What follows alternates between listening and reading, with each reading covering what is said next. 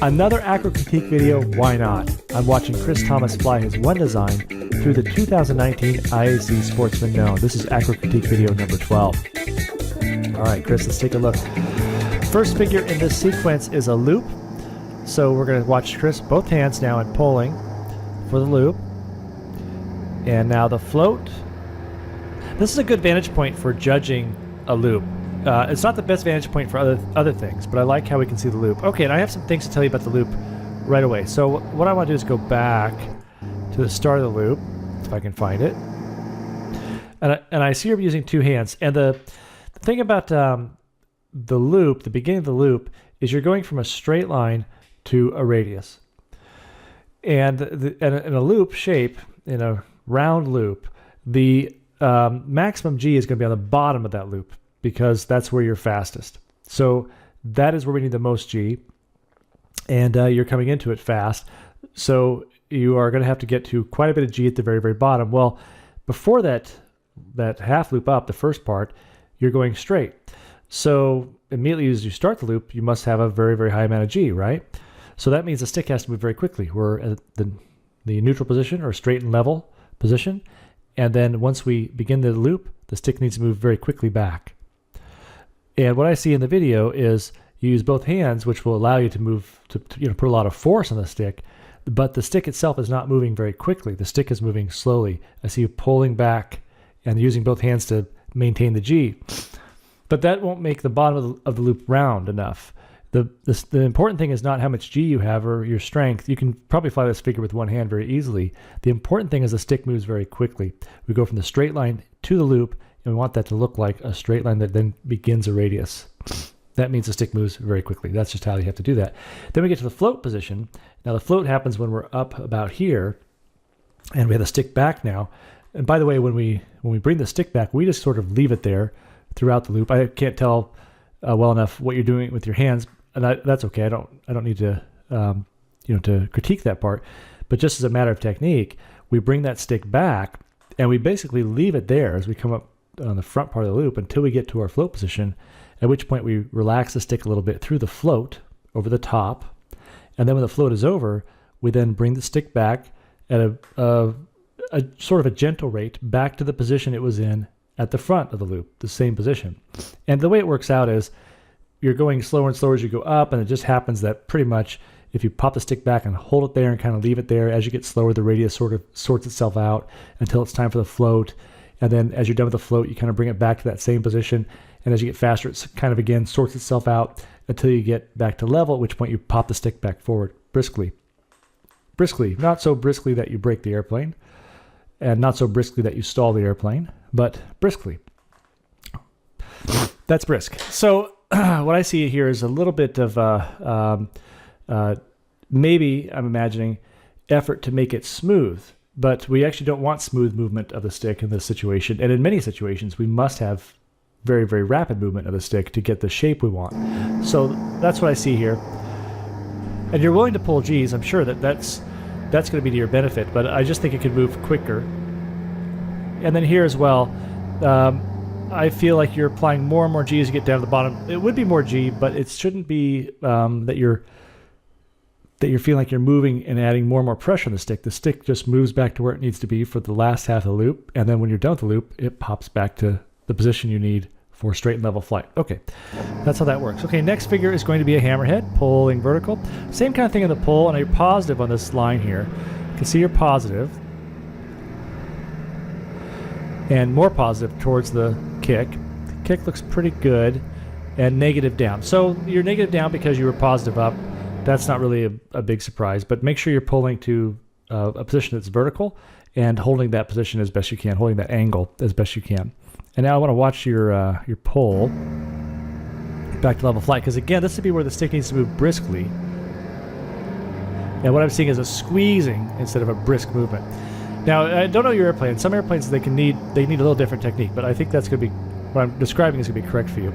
Okay, now in the half loop up, we just again pop the stick back, carve, and then do our half roll. I think that looks pretty good, but it's easy to get too sophisticated. We really just need to just move the stick quickly, and the figure kind of sorts itself out. This is a 5/8 loop with a half roll on top. Okay, you have a little bit of push that you're giving before the half roll. Shouldn't need that. And okay, your clip came off there. Sunglasses, I'm careful about not wearing sunglasses. Some people like to wear sunglasses. In sportsmen, it's probably okay, but I always make sure everything's pretty tight. Okay, the 180 turn. Now, what I tell people to do is to wait longer. Let's see how long you're actually waiting. So it's not even a potato. Like I usually tell people, 1 potato, 2 potato. That's maybe quarter or half a potato. So give it another couple potatoes before you pull. And what we want to see is that you can roll the airplane and hit your angle and hold it before you pull. If you get that all down and you can do a couple potatoes, then it's probably okay to start getting it quicker.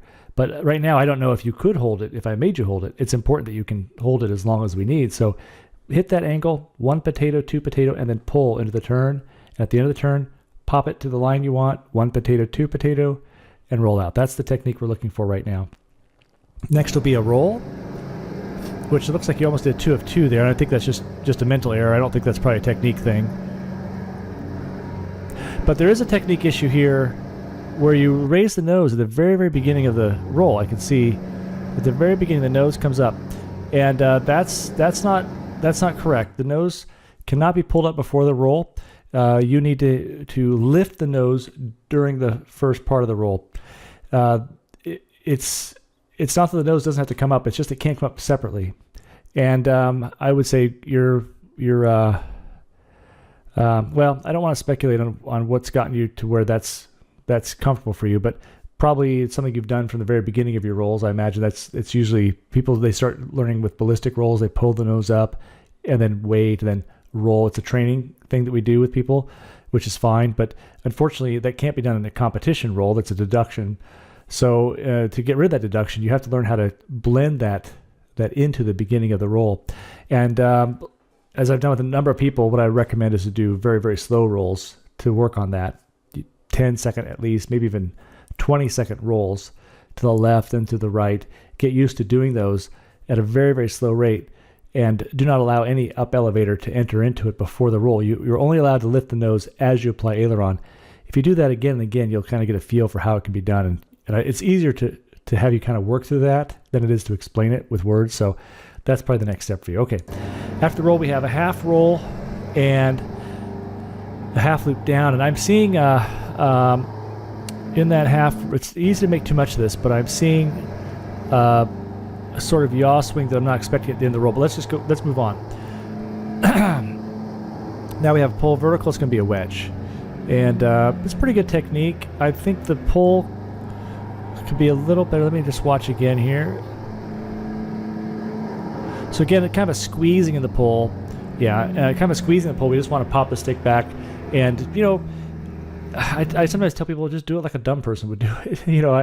I just do it simple. Just pop the stick back and hold it back there. Don't move it until you're vertical. Then pop the stick back where it needs to be instead of squeezing it. Okay, 45 down now. A little steep, which is fine. And we have a half roll. And I would say you're short after there by a little bit. You could roll a little earlier probably. Next we have a Humpty. Vertical looks good here. There's a lot of good stuff going on in this flying, by the way. You're once you hit your line, you're maintaining. Well, now that's negative. I noticed that as you go over the top, you don't actually check the line. So you're looking, but now you're looking forward just at the point where you needed to kind of see that you were negative. Now maybe you noticed, but you decided to stay with your line. That's fine if you did. Now we have a half Cuban. There was a stall at the beginning there. A little shallow there. And a half roll. Okay. And I want to see something as you're wagging out here. Okay, so I think that I think I can see something in your wags that is helpful. Your line's shallow and you're short after, I think, on that, but that's not a big deal. I just think I'm seeing the plane is changing direction more and more to the left as you do your wags to the left. And sort of the theme I've noticed with a lot of the videos that have been sent to me is that when you wag or when you roll to the left, you have to be careful not to pull the nose over there.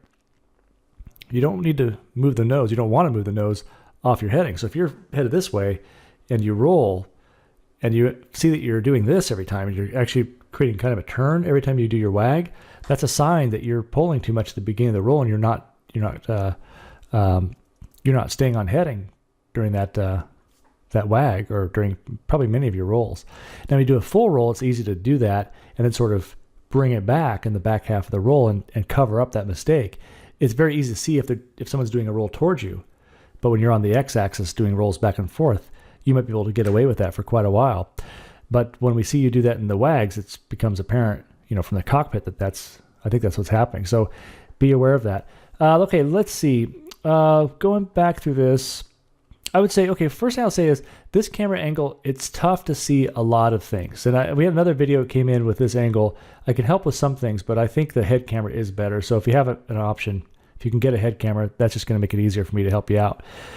As far as themes go, I would say the biggest theme is the pulls, and I already covered it. Just pull like a dumb person, just yank on it. And not so much you break the airplane, but just quick. Like you want to make something happen right away. When you're going from a straight line to a radius, that's what you need. A lot of your verticals, I think you had 3 or 4 verticals, 3 verticals in sequence, I think. They're pretty good, but they were off by maybe 5 degrees, maybe not even 5, but enough that it's visible, positive and negative. So watch for that. And let me think of what else I can tell you.